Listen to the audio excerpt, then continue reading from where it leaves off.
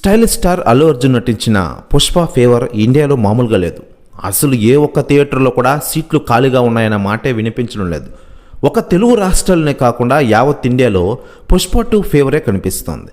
3 ఏళ్ల సుదీర్ఘ టైం తర్వాత బన్నీని స్క్రీన్పై చూసి అభిమానులు పండగ చేసుకుంటున్నారు.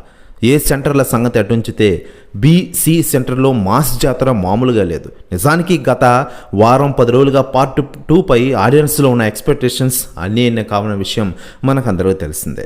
భారీ అంచనాల మధ్య రిలీజ్ అయిన పుష్ప 2 మూవీ అంతే భారీ హిట్ కొట్టింది. ఈ సినిమాకు ప్రీమియర్ షోల నుంచే ఒక రేంజ్లో పాజిటివ్ టాక్ వచ్చేసింది. ఆన్లైన్లో టికెట్లు ఎలా రిలీజ్ చేస్తున్నారో లేదో అలా హాట్ కేకుల్లా అమ్ముడుపోతున్నాయి.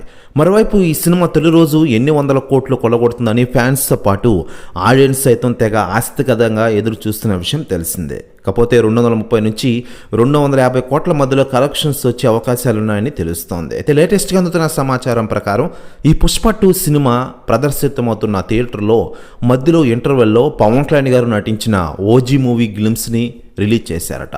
దీంతో ఒక్కసారిగా థియేటర్స్ అన్నీ హోరెత్తాయట. పవన్ కళ్యాణ్ నినాదాలతో దద్దరిల్లాయట.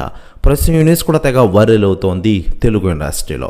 మరోవైపు ఆంధ్రప్రదేశ్ రాష్ట్ర డిప్యూటీ సీఎంగా పవన్ కళ్యాణ్ గారు రాణిస్తూనే తాను నటించాల్సిన సినిమాల్లో కంప్లీట్ చేసి బిజీగా ఉన్న విషయం మనకందరికీ తెలిసింది.